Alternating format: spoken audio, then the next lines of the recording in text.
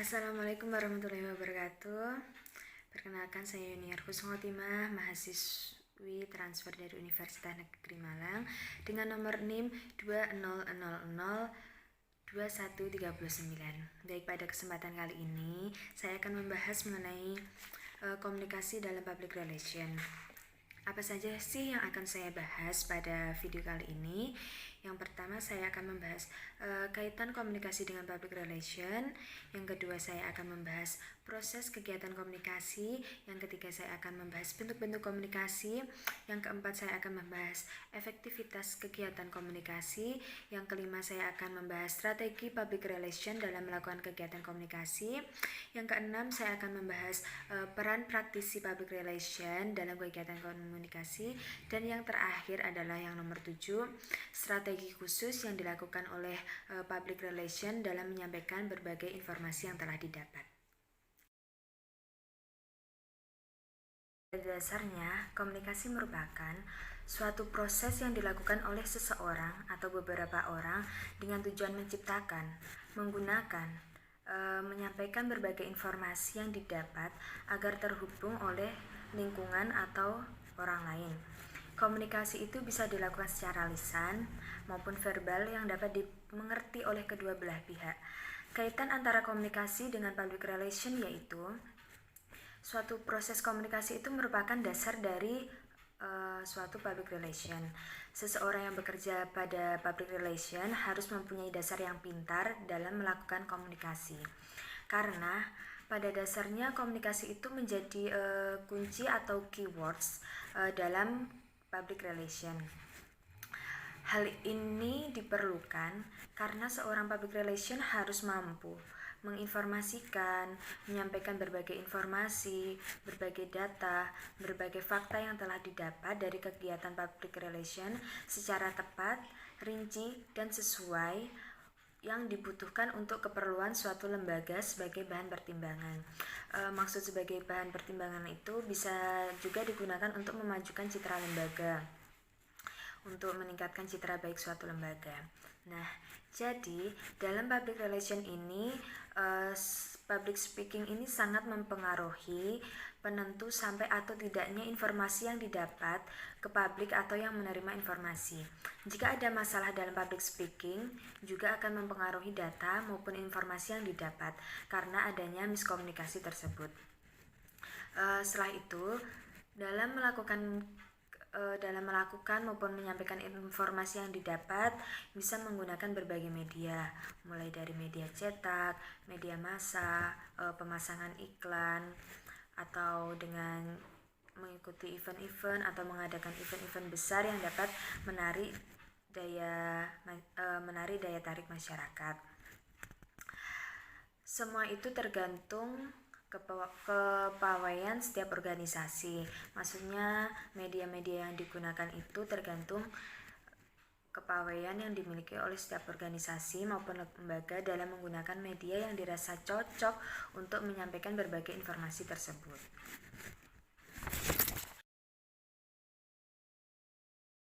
Yang kedua adalah proses dalam kegiatan komunikasi yang dibagi menjadi 6, yaitu ada sumber dari komunikasi sendiri, yang kedua ada pesan atau message, yang ketiga ada channel, yang keempat ada komunikan atau penerima informasi, yang kelima adalah efek atau feedback dari penerima pesan, dan yang terakhir ada receiver, yaitu yang menjadi tujuan akhir dari penyampaian informasi tersebut. Proses dalam kegiatan komunikasi yang pertama itu ada sumber dari komunikasi itu sendiri atau seorang komunikator. Komunikator merupakan proses komunikasi yang dimulai dari source atau sumber di mana gagasan, ide, persoalan maupun pikiran yang berasal dari sumber kemudian disampaikan kepada publik internal maupun publik eksternal. Jadi komunikator ini adalah sumber dari informasi tersebut. Nah, yang kedua ada pesan atau message. Pesan ini merupakan apapun yang dilakukan oleh seorang komunikator baik yang diucapkan dengan lisan maupun yang disampaikan secara tertulis melalui public relation, akan membawa pengaruh untuk memperbaiki berbagai persoalan yang ada pada suatu lembaga. Bahkan, pengaruh ini bisa mengangkat citra baik suatu lembaga apabila mereka mampu mengolah data dan memperbaiki kekurangan-kekurangan dari data yang telah didapat tersebut. Setelah itu, yang ketiga adalah channel atau jalan maupun media yang digunakan untuk menyampaikan informasi yang didapat. Seperti yang sudah saya sebutkan pada pembahasan sebelumnya, dalam menyampaikan berbagai informasi itu bisa menggunakan media cetak, media sosial, dengan iklan, atau dengan mengadakan event-event besar agar memikat daya tarik masyarakat untuk bisa dijadikan sebagai media penerima informasi tersebut. Nah, yang keempat ini ada komunikan atau publik, merupakan orang-orang maupun kelompok, bahkan lembaga atau suatu organisasi yang menerima pesan atau yang menjadi sasaran target dari penerima pesan dari seorang komunikator tersebut. Yang kelima ada efek atau tanggapan.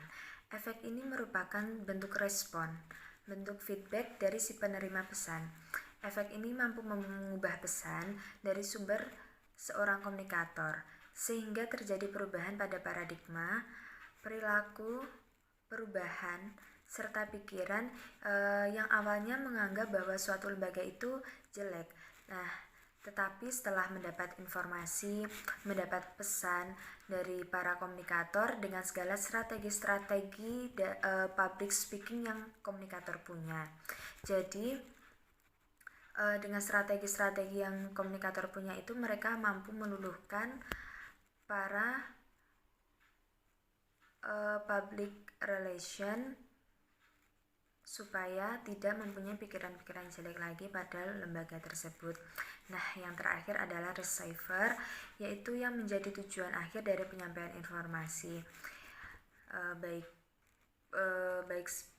publik internal maupun lembaga, dan publik eksternal atau suatu organisasi yang ada pada suatu lembaga tersebut.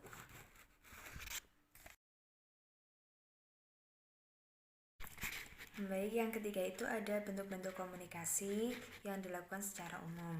Yang pertama adalah komunikasi interpersonal. Yang kedua ada komunikasi kelompok. Yang ketiga ada komunikasi organisasi. Nah, komunikasi interpersonal ini merupakan komunikasi yang terjadi di antara orang-orang yang ada di dalam suatu lembaga, baik yang dilakukan secara individu maupun secara personal, dan juga komunikasi yang dilakukan oleh pemimpin dengan pemimpin. Nah, komunikasi ini atau komunikasi interpersonal ini dilakukan untuk memenuhi kebutuhan individu terkait dengan pekerjaan yang sedang dijalani. Yang kedua ada komunikasi kelompok, maupun komunikasi grup, antar grup, maupun dan juga komunikasi antar divisi satu dengan divisi yang lainnya. Nah, pada komunikasi kelompok ini terdapat adanya komunikasi internal. Nah, apa sih komunikasi eksternal itu? Komunikasi eksternal merupakan komunikasi yang terjadi di antara kelompok yang ada di suatu lembaga kita dengan publik eksternal. Nah, dalam komunikasi eksternal ini terdapat feedback antara lembaga yang kita jalani dengan publik eksternal. Maka akan terjadi komunikasi secara tidak langsung yang didesain sedemikian rupa agar tercipta hubungan baik antara lembaga kita dengan publik eksternal. Nah, yang ketiga adalah bentuk komunikasi organisasi. Bentuk komunikasi organisasi ini merupakan komunikasi multi yang terjadi. Komunikasi ini terjadi secara cross communication atau zigzag communication, bisa juga awkward communication dan horizontal communication. Komunikasi organisasi ini merupakan komunikasi yang dilakukan oleh seluruh anggota organisasi, baik yang dilakukan oleh pemimpin dengan bawahan, bawahan dengan bawahan, maupun komunikasi yang dilakukan antar divisi. Dalam komunikasi organisasi ini dilakukan agar terjadi kelancaran dalam penyampaian informasi, data, maupun fakta-fakta yang ditemukan dan yang digunakan untuk membuat keputusan-keputusan serta kebijakan yang dihasilkan atas dampak yang dibicarakan dengan pengambil keputusan dan dikomunikasikan secara efektif.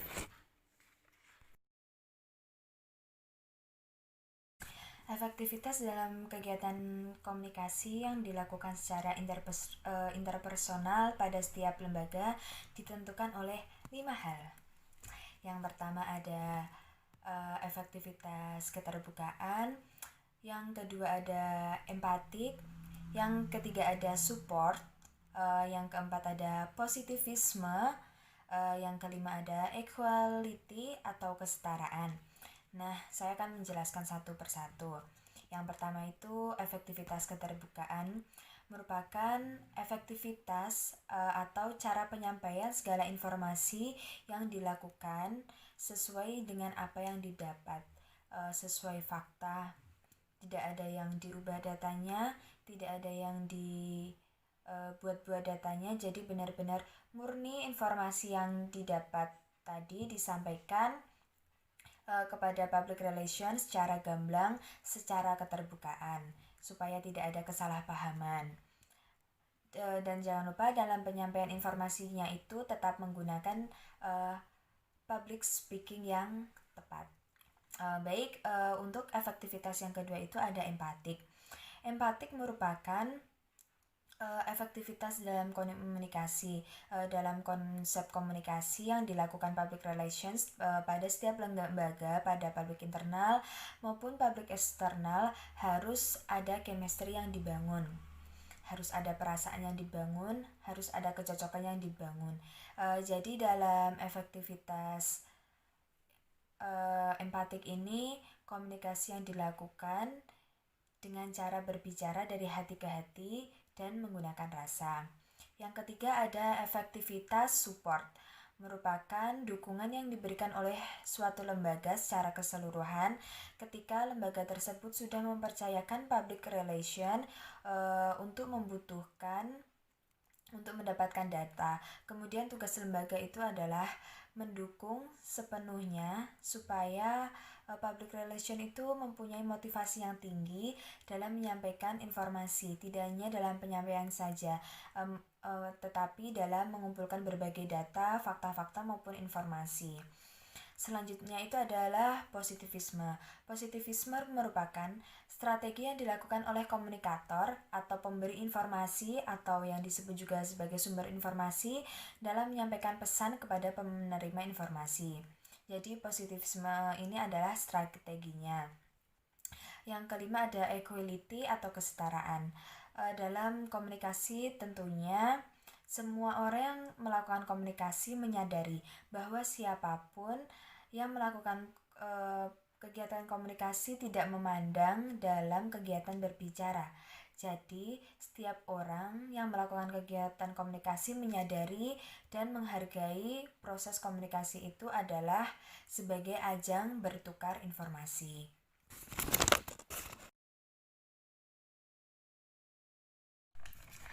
Strategi public relation dalam komunikasi antara lain yang pertama adalah publication. Publication ini merupakan para public relation dalam suatu lembaga dapat memanfaatkan media-media maupun alat lain yang bisa digunakan untuk mempublish berbagai informasi. Yang kedua itu strateginya bisa dengan cara event. Maksudnya event itu kita suatu lembaga tersebut bisa mengadakan event-event besar maupun acara-acara besar yang dapat mengundang masyarakat, industri, bahkan lembaga yang bisa memajukan citra baik suatu lembaga tersebut ke publik eksternal. Jadi tentu pada saat mengadakan event-event maupun acara kan kita selalu menunjukkan nilai positif dari lembaga kita. Nggak mungkin kita menunjukkan nilai-nilai negatif dari lembaga kita. Jadi citra-citra positif yang kita tunjukkan bisa memancing masyarakat, bisa mengundang masyarakat agar bisa mengenal kita. Nah, strategi public relation dalam komunikasi yang ketiga itu adalah dengan menggunakan berita. Nah, jadi dalam penggunaan berita ini, para public relation meminta tolong kepada wartawan, mengundang wartawan untuk menulis berita agar bisa dipublish, menulis berita tentang public relation pada suatu lembaga tersebut. Corporate identity citra maksudnya adalah suatu lembaga atau suatu perusahaan tersebut sudah mempunyai desain, sudah mendesain sedemikian rupa untuk menjalin hubungan dengan khalayak yang banyak. Yang kelima adalah lobbying dan negosiasi. Merupakan kunci dari kegiatan atau sesuatu kemampuan yang dituntut dari setiap kegiatan lembaga public relation. Dan yang terakhir adalah social responsibility. Social responsibility ini merupakan pendekatan dengan cara memberikan kontribusi atau memberikan manfaat terhadap lembaga lain berupa keuntungan-keuntungan yang bisa didapatkan lembaga lain tersebut.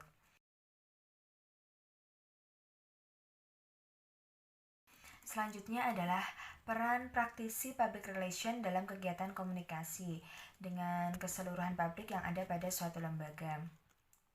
Peran ini dikemukakan oleh Bromsmith pada tahun 1992 yang kemudian dikembangkan oleh Hazlitt pada tahun 2007. Nah, yaitu ada 4 peran praktisi public relation, antara lain sebagai fasilitator komunikasi. Artinya seorang praktisi dalam public relation itu harus mampu mengelola, mendesain konsep dan strategi-strategi, dan juga sebagai fasilitator ini berperan sebagai penasihat, mengetahui perkembangan tren yang diharapkan oleh pengguna produk dan jasa yang dihasilkan, sehingga bisa menjadi alat untuk mendesain komunikasi berikutnya dan bisa digunakan untuk memperbaiki produk dan jasa dari lembaga kita. Yang kedua ada sebagai fasilitator. Peran praktisi sebagai fasilitator itu merupakan proses dari pemecahan suatu permasalahan atau yang disebut dengan problem solving process facilitator. Tugas terbesar dari praktisi public relation adalah selalu melakukan research terkait dengan lembaga, produk, jasa, dan manusia yang dinilai oleh publik eksternal dan publik internalnya.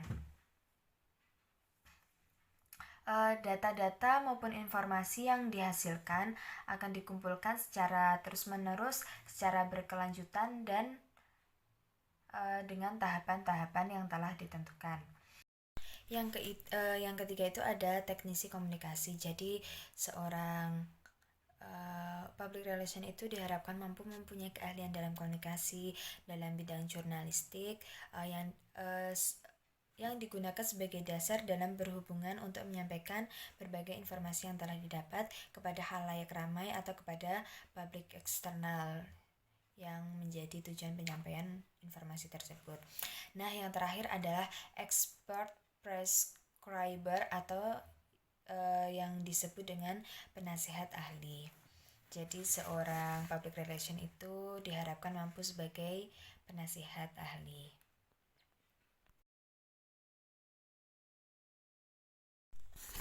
Selanjutnya ada strategi khusus yang dilakukan oleh public relation dalam menyampaikan berbagai informasi, data-data maupun fakta-fakta yang telah didapatkan. Nah, bagaimana sih cara public relation dalam menyampaikan berbagai informasinya? Yang pertama itu dengan tentu mengenal khalayak atau mengenal si penerima informasi, atau harus mengenali dulu siapa sih yang akan menjadi sasaran kita, siapa sih yang akan menjadi sasaran penyampaian informasi kita. Nah, yang kedua adalah menyusun strategi yang digunakan untuk menyampaikan informasi kepada khalayak tersebut dengan memahami dan sesuai dengan khalayak agar informasi tersebut dapat disampaikan dengan baik dan mudah dipahami.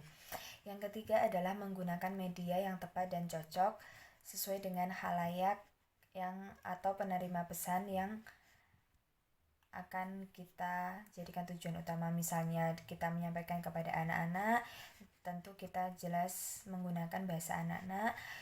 Apabila kita menyampaikan informasi kepada orang dewasa, tentu dengan cara penyampaian informasi orang dewasa. Nah, yang terakhir ini adalah memilih media yang tepat dalam penyampaian informasi tersebut. Bisa menggunakan media cetak, media massa, dengan menggunakan atau mengadakan event-event atau acara-acara besar. Sekian pembahasan mengenai komunikasi dalam public relation. Apabila ada kurang lebihnya, saya mohon maaf. Wassalamualaikum warahmatullahi wabarakatuh.